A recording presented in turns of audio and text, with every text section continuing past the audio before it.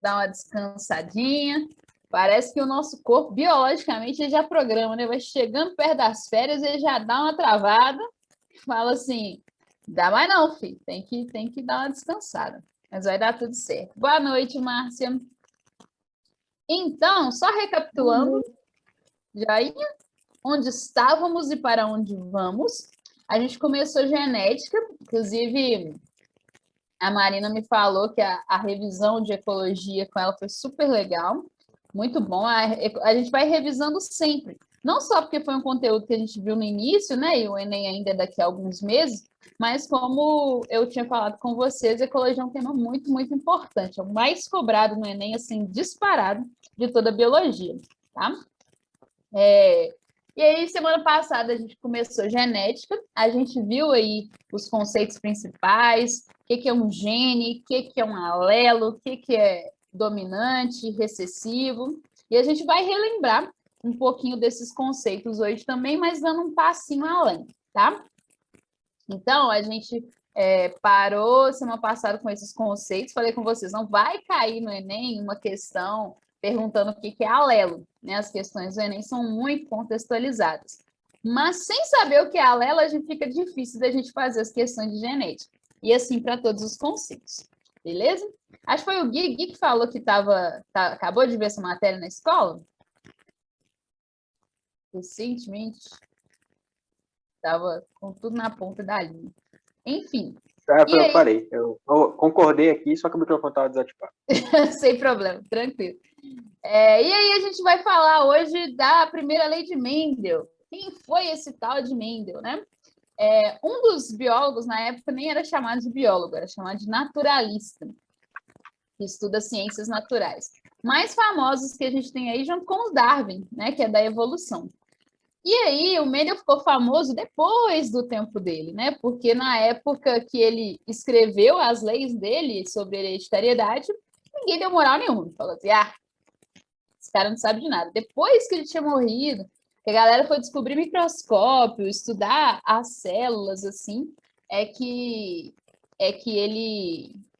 descobriram que os estudos dele faziam muito sentido. Só também tem um lusão aqui atrás, deixa eu só apagar aqui rapidão.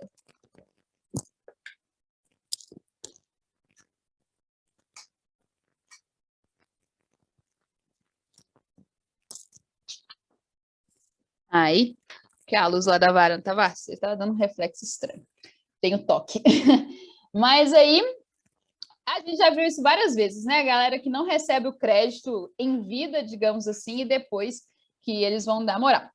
Ele era um monge austríaco, eu falo que ele estava numa quarentena eterna e sem o Google, e falo, quero saber por que os filhos se parecem com os pais, por que um animal filhote se parece com os pais, vou estudar hereditariedade. E para isso, ele usou as ervilhas, né? Ficou muito famoso, o cara das ervilhas. Vocês sabem por que o Mendel usou ervilhas? Alguém tem ideia, assim? Ou pelo menos um dos motivos, tinha mais de um? Não sabe, pode chutar também. Era mais o quê? Fácil de estudar as ervilhas? Sim, mais fácil estudar, um organismo menor, né? E pensa só, se ele queria ver hereditariedade, ele queria ver como que as características eram passadas pelas gerações, ele tinha que esperar formar novas gerações, ter filhote. Imagina se ele estudasse isso com elefantes, né? Esperar aí 14 meses para um filhote de elefante nascer, para ver se o filhote de elefante parece ou não parece com a mãe dele. Ia ser meio complicado, né? Eu pensei porque elas são pequenas e iguais, né? Perfeito, maravilhoso, Fernando, exatamente pequeno. Ele teve que plantar muitas ervilhas. Inclusive, até hoje, no mosteiro que ele estudou, tem um jardim lá de ervilhas em homenagem ao Mendel, assim, aos trabalhos dele. Mas como ele teve que plantar várias para ver todas essas gerações aparecendo, se fosse uma coisa que ocupasse um tamanho muito grande, um espaço muito grande, ia ficar complicado. Imagina plantando mangueiras, 40 mangueiras assim, já não ia dar para ele conseguir. Então, beleza. Ter um tamanho pequeno é mais fácil, né, de cultivar. Pode falar, Guilherme. Oi? Não, desculpa. Não, foi mal. Achei que você ia falar alguma coisa. E ser mais barato também, né? Mendel não tinha dinheiro, Darwin tinha dinheiro, Mendel não tinha dinheiro, então era fácil ali, barato, já conseguia usar isso. E uma coisa muito legal também, que até tem a ver com isso que a Fernanda falou, é que as características eram bem observáveis. O que isso quer dizer? Ou a semente, a gente vai ver, a semente da ervilha ou era verde ou era amarela. Não tinha um verde amarelado, um amarelo esverdeado. Então, eram características muito fáceis de distinguir. Ou era assim ou era assado. Diferente da cor do olho, por exemplo. Se a gente fosse tentar traçar a lei da hereditariedade com cor do olho, ele ia ficar doido. Porque quantas cores para olhos nós temos, né? Castanho claro, castanho escuro, mel, azul, verde. Tem olhos, várias cores aí no meio do caminho. Pele humana, a mesma coisa, né? Do branco ao negro tem várias variações. E isso acontece na natureza também, várias variações no padrão das características. Mas as ervilhas não. Aí ele estudou 7 características da ervilha. A gente sempre fala da semente, mas ele estudou também a cor das flores, que a ervilha dá flor. Então, se era roxo ou se era branco. A altura do pé, se era baixo ou se era alto. Não tinha um que falava no meio do caminho. Ou era baixo ou era alto. O formato dessa ervilha, se era lisinha ou se era rugosa. Então, eram características bem distinguíveis. Eu falo, na verdade, que nesse ponto aí, o Mendel deu sorte. Porque se ele tivesse escolhido outra planta, que fosse pequenininha também, mais fácil de cultivar ali, mas que tivesse uma gradação de cores, uma gradação de características, ele não ia chegar nos mesmos resultados que ele chegou. Né? Se pegasse uma rosa, por exemplo, uma roseira, não é tão pequena igual a ervilha, né? Mas finge. Quantas cores para as rosas a gente vê? Né? Algumas são artificiais, mas tem muitas cores diferentes. Então, vai ficar mais difícil dele analisar esses resultados. Mendel era também, pessoal, além de naturalista, ele era um grande matemático.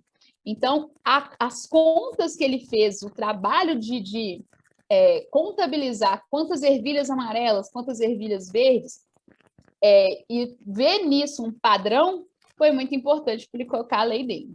Tá? Então, eu digo que Mendel teve 2 coisas que a gente precisa na vida: competência, porque ele realmente foi um cara à frente do tempo dele, um cara que estudou genética sem saber o que era DNA. Eu comecei a aula de semana passada, conceitos básicos, falando do DNA. Então, quando a gente pensa em genética, a gente vai direto para o DNA. E Mendel falou de genética sem ter noção do que era esse DNA. Ele teve muita capacidade nesse ponto. Mas ele deu também sorte, né? E a gente sabe que na vida a gente é assim também. A gente tem que fazer a nossa parte, a gente tem que ter bastante competência, mas uma dose de sorte sempre é necessária. Tá bom? Bom, falei. Vou colocar aqui para vocês um quadrinho para a gente construindo juntos. Vamos reproduzir. Opa, espera aí. Todo dia eu esqueço como que compartilha. Pronto. Vamos reproduzir aqui o experimento que o Mendel fez. Beleza? Deixa eu só... Olha, ficou diferente. Então, primeiro ele pegou ervilhas que eram amarelas, fez o que a gente chama de autopolinização. Aí esse verde aqui mais bonitinho. Nossa Senhora, mas a outra saiu tão bonitinha. E esse que você desvia. Tá torta do mesmo jeito, mas vida que segue, me perdoe. Fez autopolinização entre essa ervilha. O que isso quer dizer? Ele cruzou essa ervilha com ela mesmo várias vezes, né?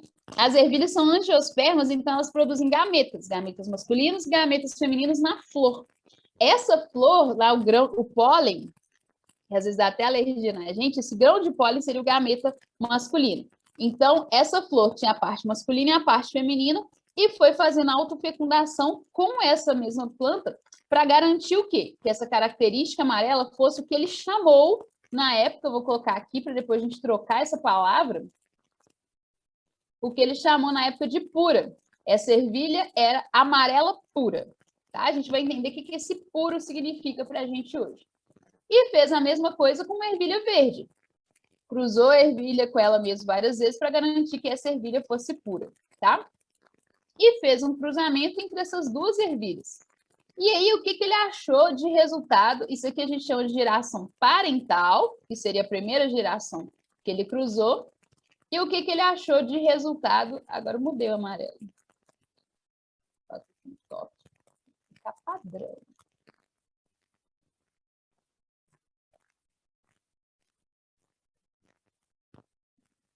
Amarelo, bem amarelinho. E o que ele achou do cruzamento dessas duas ervilhas? Pegando, por exemplo, o gameta masculino da amarela com o gameta feminino da verde. O que ele encontrou? Ele encontrou várias ervilhas, a gente sempre representa como se fosse 4, mas ele contou mais de 6.000 ervilhas e todas elas, 6.000 sementes, né, eram amarelas. Essa primeira geração aqui, que nasceu do cruzamento dessa pura amarela com essa pura verde, a gente chama de F1, geração filial 1, que veio da parental. Aí o Mendel falou assim, eu ia falar o ervilha. O Mendel falou assim, olhando esses resultados, né, cruzou uma verde com uma amarela, nasceram todas amarelas. Ele falou assim, uai, foi exatamente isso que ele falou. Adorei. Uai, né? Cadê o verde que estava aqui? O que aconteceu com essa característica verde? Porque aqui eu tinha certeza que eu cruzei uma verde. Como é que nasce tudo amarelo?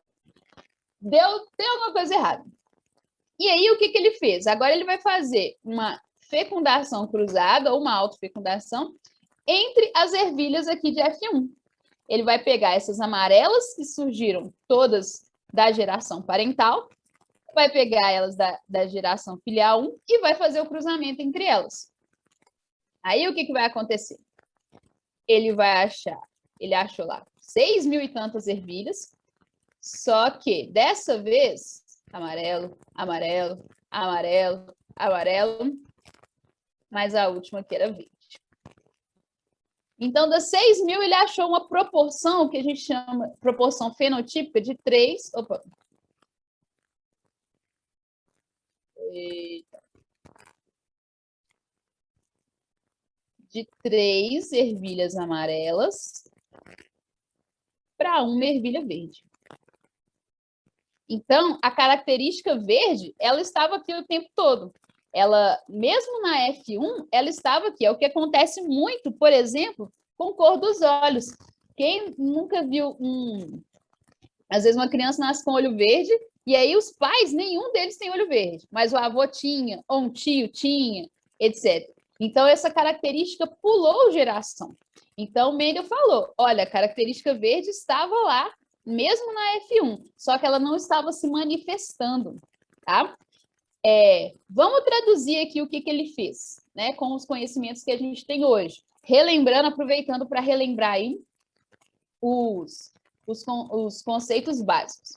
Quando ele chamou essas ervilhas de puras, na verdade, a gente chama isso aqui hoje de homozigoto.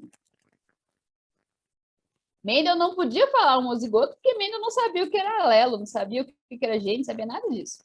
O que significa homozigoto mesmo? Quem lembra?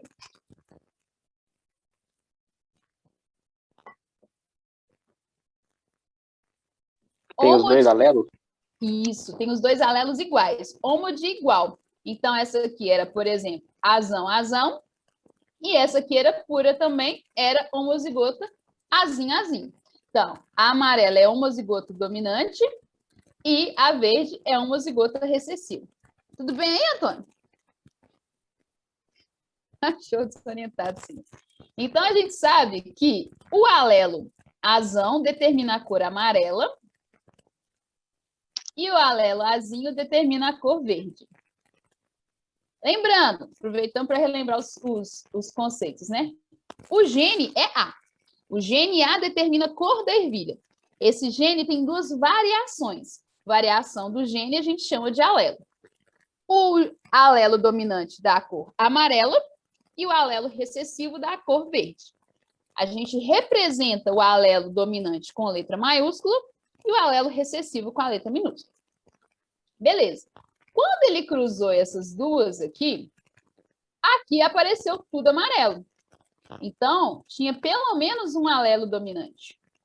Só que a cor verde, como ele encontrou aqui na F2, esqueci de colocar o nome aqui da F2. Vamos manter um padrão. Você consegue manter um padrão. F2. É a geração filial 2 que veio da geração F1. Como ele apareceu esse verde aqui de novo, ele falou, essa característica verde estava lá o tempo todo, só que ela não estava manifestando. E ela não estava manifestando porque ela é recessiva. Então, se azão e azinho é homozigoto, azão é o quê? Ficou confuso isso. Deixa eu voltar. Se azão é homozigoto, azinho é homozigoto, azão a gente chama como? Heterozigoto. Perfeito, maravilhoso, Amanda. Heterozigoto. Para quem não está lembrando, heterozigoto. O que eu fiz aqui? Sim, nada. Ok. Heterozigoto é quando tem os dois alelos diferentes, tá? Tem um dominante e um recessivo junto. E um alelo dominante é aquele que se expressa mesmo em heterozigose. Nossa, professora, agora você falou um tanto de trem aí. Alelo dominante se expressa em heterozigose, ou seja, se o azão determina amarelo, se for azão vai ser amarelo. Se o azinho determina verde, se for azinho vai ser verde. Mas se tiver os dois juntos, dá empate. E o que desempata? O dominante. Falar que um alelo é dominante é dizer que ele vai manifestar a característica dele, nesse caso aqui amarelo, mesmo se ele tiver com outro alelo diferente do lado dele. Eu até fiz o exemplo dos mais altos e dos baixinhos, né? Quando tem uma pessoa alta na sua frente e a baixinha está atrás, você não vê a baixinha, porque o alto, a característica do alto aparece. Beleza? Então, quando ele fez esse cruzamento aqui entre as duas, o verde reapareceu aqui. Agora, vamos ver como que isso acontece. O Mendel colocou na primeira lei dele, assim, falando assim, ó, lei da segregação dos fatores. Falava, desculpa, que cada característica é determinada por um par de fatores que se segregam na formação dos gametas. Oi? O que são esses fatores? Ó, cada característica. Então, a característica aqui é a cor. Então, a característica cor de ervilha é determinada por um par de fatores. O que são esses fatores? O que está em pares aí para a gente?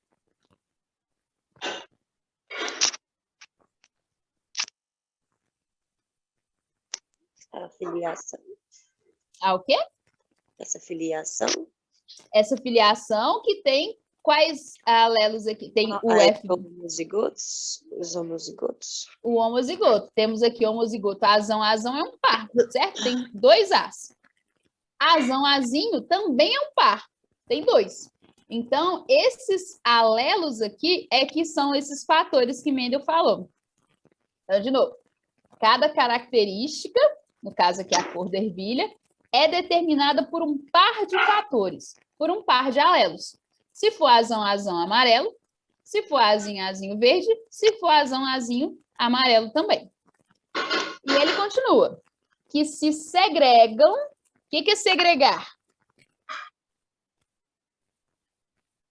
Separar. Separar, perfeito. Que se segregam, ou seja, que se separam durante a formação dos gametas. Na formação dos gametas, pessoal, existe um evento que a gente chama de meiose.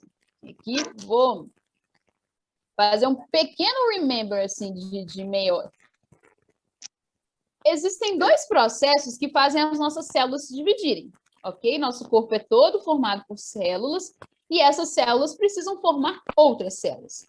Isso pode acontecer pela mitose, quando é simplesmente para aumentar o número, desde quando a gente é criança até a gente ficar adulto, a gente cresce, então aumenta o número de células, por exemplo. E tem a meiose, que serve para formar gametas. A meiose, ela divide ao meio o número de cromossomos, por isso chama meiose. O que vai acontecer aqui? Vamos relembrar. Sim, lembra o que é o conceito de alelo? Que eu não tô... Perfeito. Alelo vai ser a variação do gene. A definição dele é isso. O que significa isso? se um gene determina uma característica. Então, se o gene determina a característica cor, eu preciso saber quais cores vão estar ali naquela espécie. Esse quais cores é o alelo que fala. Então, o gene A determina a cor da ervilha. Se a ervilha vai ser amarela ou verde, é um alelo para amarelo e outro alelo para verde. Beleza. Belezinha? A gente viu lá que o DNA ele fica enrolado em cromossomos, ele fica condensado, formando cromossomos, e que esses cromossomos homólogos são cromossomos que têm os mesmos genes no mesmo lugar, né, que a gente chamou de loco gênero. Esses cromossomos homólogos, um veio do pai e o outro veio da mãe. Então, por exemplo, quantos cromossomos tem na espécie humana? Em nós, na gente? 46. 46, perfeito. Esses 46 são divididos em 23 pares. Então, por exemplo, par número 1, par número 2, par número 3, par número 4, assim vai. 23 pares. Por que sempre pares? Porque sempre um veio do pai e outro veio da mãe. Para cada cromossomo nosso, tem que ter uma parte do pai e uma parte da mãe. Isso são cromossomos homólogos. Aí, na hora que a gente vai ter filho, na hora que a gente vai produzir os nossos gametas, esses 46, eles se dividem, né? Vai acontecer aqui uma separação dos cromossomos homólogos. E aí a gente vai produzir gametas que tem... Começou bonitinho, já estou bagunçando tudo aqui, né? Foi mal. Eu com quadro, isso é terrível. Vai formar gametas que têm 23 cromossomos. Se as nossas células têm 46 cromossomos, as nossas células normais, célula do músculo, célula do olho, célula do cabelo, célula da pele, todas vão ter aí 46 cromossomos. Mas os nossos gametas têm metade desses cromossomos. Então, os espermatozoides produzidos pelos meninos vão ter 23 cromossomos e os ovócitos produzidos pelas meninas vão ter 23 cromossomos. Por que vocês acham que isso é importante? Que todas as células têm 46, mas o gameta tem só 23. Para vir metade de características de uma pessoa e metade de características da outra pessoa. Perfeito, maravilhoso, porque aqui na hora que acontecer a fecundação, ou seja, quando esses gametas se encontrarem, vai formar um filho que tem 46 cromossomos de novo. Por que ele tem 46? Porque 23 veio da mãe e 23 veio do pai, como a Mandinha colocou lindamente, metade da mãe, metade do pai.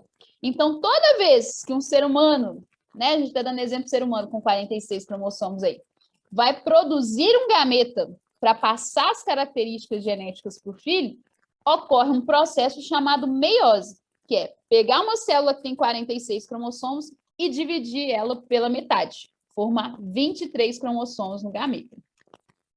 Faz sentido? Deu para entender esse processo até aqui?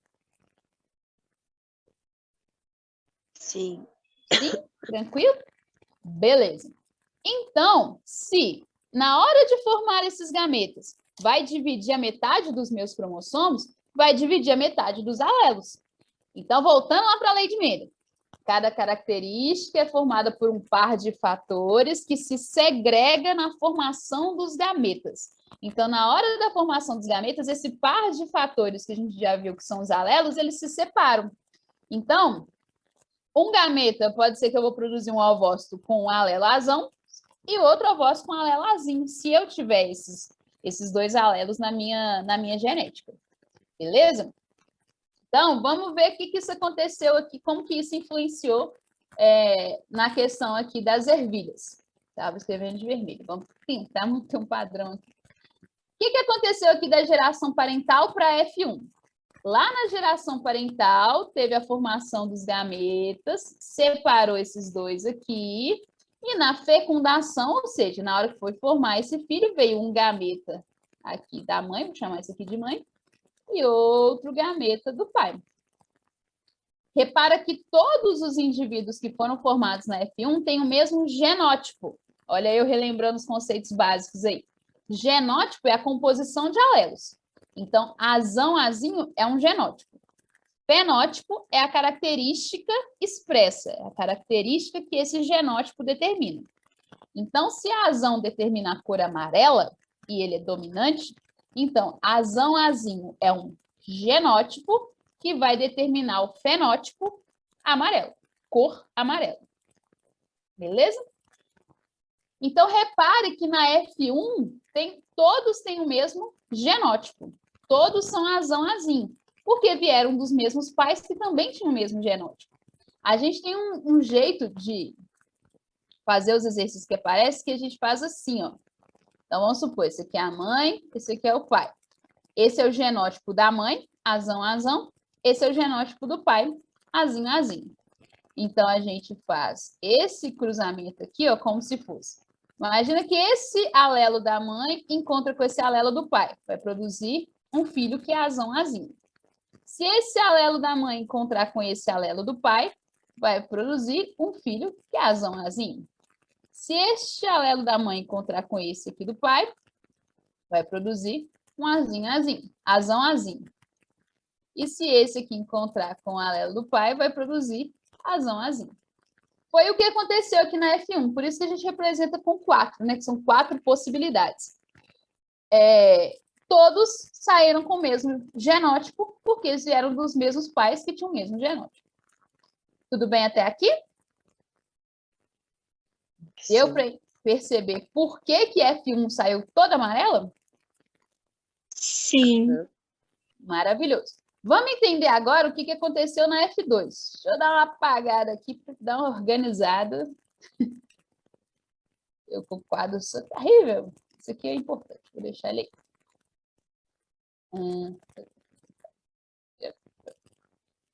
Isso aqui foi o que aconteceu na geração parental. Olha aqui os nossos parentais.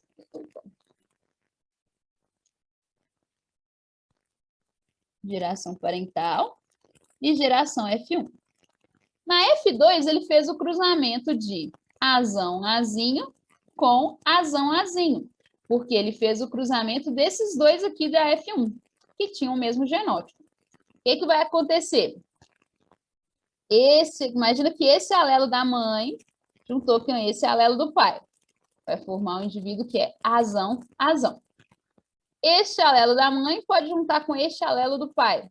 Vai formar um indivíduo que é azão, azinho. Este alelo da mãe juntando com esse alelo do pai vai formar um indivíduo que tem qual genótipo? Azinho, azão.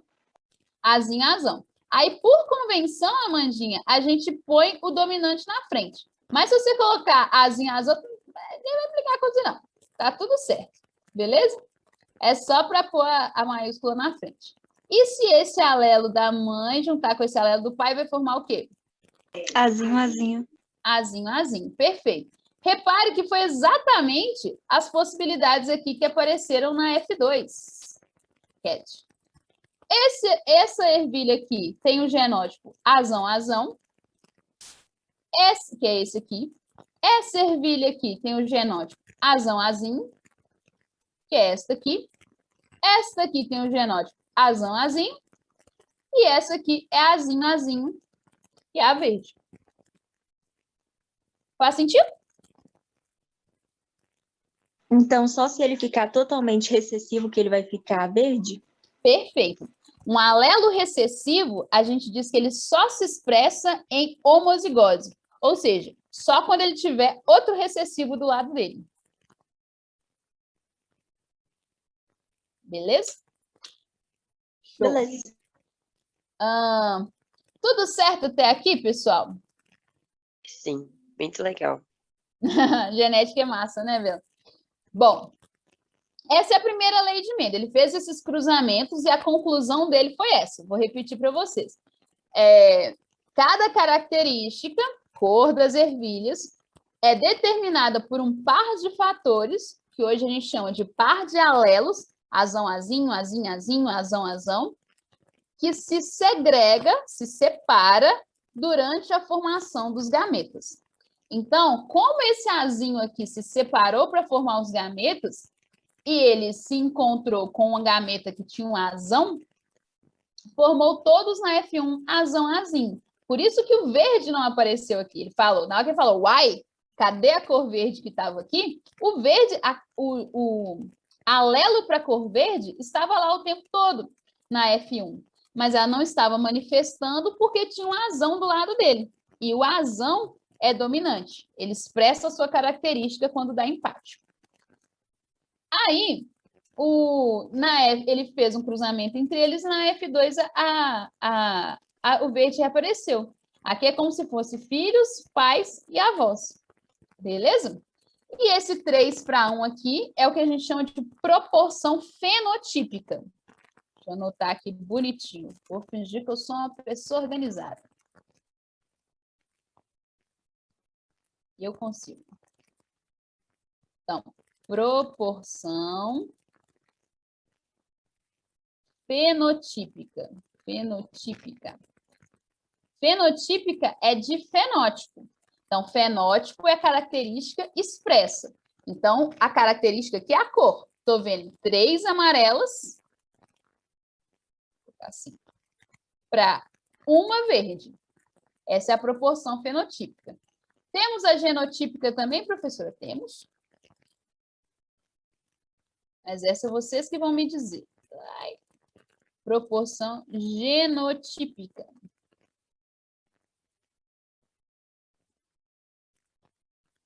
Não é para fazer isso tudo, não, mas tudo bem. Proporção genotípica é a proporção de genótipos. Qual que é a proporção genotípica aí, da F2?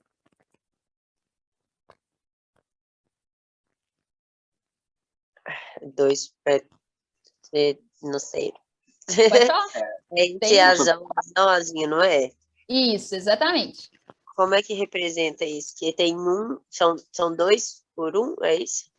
Isso. São 2 homozigotos para 2 heterozigotos. Isso. Mas esse homozigoto é diferente, não é? Então eu tenho que separar. Não, você está certinha, você está no caminho certinho. E só o fato de ser homozigoto que é diferente, então tem que separar eles também. Então você falou, são 2 heterozigotos, tá aqui o 2. E o resto? E é 1 E 2 homozigotos. E 2 homozigotos, só que eu preciso separar esses homozigotos, porque o homozigoto dominante é diferente do homozigoto recessivo. Aí você coloca 1 e 1. Isso. Um homozigoto dominante para 2 heterozigotos, que aí eles são iguais mesmo, é heterozigoto, para um homozigoto recessivo.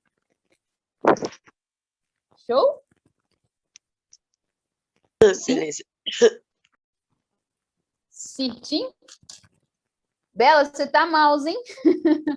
Tadinha. Ô, dó. É gripe? Não sei, tô só tossindo, pode ser frio, né? Pode ser mudança de tempo. Eu falei igual aquela propaganda, né? É gripe? Beira gripe. É verdade. Essa mudança de tempo é complicada. Certinho, meus amores? Primeira lei de Mendel, entendemos quem é Mendel, entendemos o que ele arrumou com essas ervilhas aí. Tudo certo? Sim. Show de bola. Bom, aí eu vou mostrar uma coisa aqui para vocês. Espera aí. Ah, você colocou 1 por 2 por 1. Se eu tivesse colocado 2 por 1, estaria errado? Não, na verdade não. Só seguir a ordem que eles apareceram aqui, mas não ia estar errado, não. E quando a gente fala proporção, né, que vem lá da matemática, a ordem dos fatores, eu na matemática, eu me arriscando na matemática, a ordem dos fatores não altera o produto, enfim, a ordem não vai fazer diferença, tá bom? Só é importante para a biologia aqui, é importante separar os homozigotos. Não podemos falar 2 heterozigotos para 2 homozigotos, eu preciso falar que homozigoto é esse, porque o homozigoto pode ser dominante ou recessivo, aí tem diferença, tá bom? Oi. Beleza? Tá bom. Beleza. Show. E como eu estava comentando com vocês, o Mendel teve um cadinho de sorte, ele estudou um organismo que tinha características bem definidas, e ele estudou não só a cor das ervilhas. Ele repetiu a cor da semente da ervilha. Ele repetiu esse experimento para mais 7 características das ervilhas e sempre achava os mesmos resultados, assim que ele escreveu a lei dele, tá? Mas existem várias outras características nos seres vivos, várias. E nem todas seguem essa primeira lei de Mendel que a gente fala, né? Então, por exemplo, na espécie humana, a gente pode falar do albinismo, né? O albinismo segue a lei de Mendel. Um alelo recessivo em homozigose vai causar o albinismo. Todos os outros vai causar cor de pele normal. Beleza. Mas cor de pele é diferente, a gente vai ter uma herança diferente. Essa herança que ele olhou aqui para a característica verde é uma herança que a gente chama de recessiva, porque o verde só aparece quando ele está em homozigose recessiva. Outra coisa, cor de olhos vai ter uma característica diferente. Então, vai ter uma herança diferente que a gente fala. Então, existem outros tipos de herança além dessa herança que Mendel descreveu, para descrever todas as características. Eu tentar, né? A gente não conseguiu descrever todas ainda. Mas para falar de todas as características aí que acontecem nos seres vivos. Por exemplo, cor do pelo do cachorro tem uma herança diferente para ele. Cor do pelo da vaca é uma herança diferente. Então, a gente vai começar aqui agora a falar desses tipos de herança. Espera aí.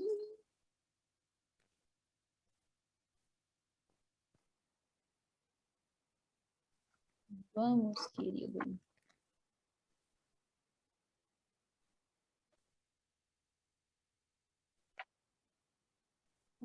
Esse é feio.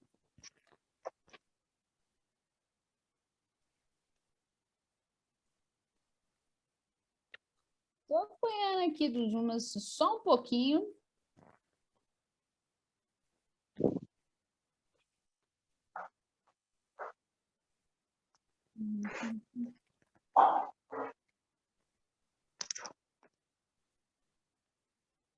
Vai esse mesmo.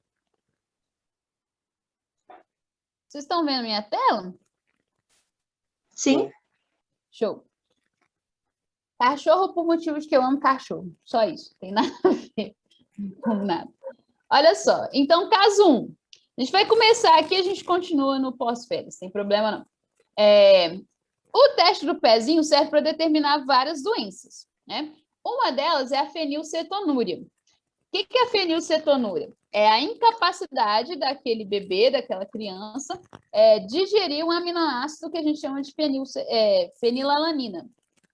E aí tem que ser feito logo quando o bebê nasce, porque esse aminoácido está presente, por exemplo, no leite materno.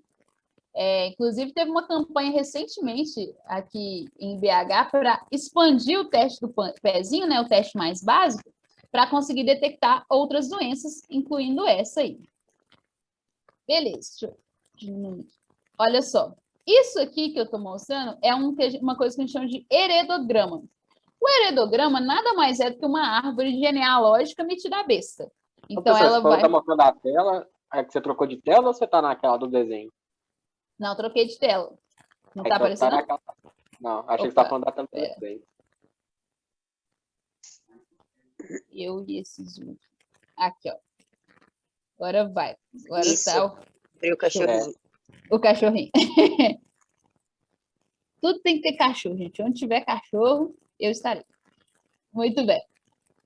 Aí o teste do pezinho da fenilcetonúria. Isso que a gente chama aqui de heredograma, é como se fosse uma árvore genealógica. Ela mostra o histórico da família para determinada característica. Não mostra todas as características, porque senão ia ficar um negócio muito confuso. Então, como que funciona assim? Fenilcetonúria? Fenilcetonúria é uma doença genética que tem como característica, né, qual que é o sintoma dela?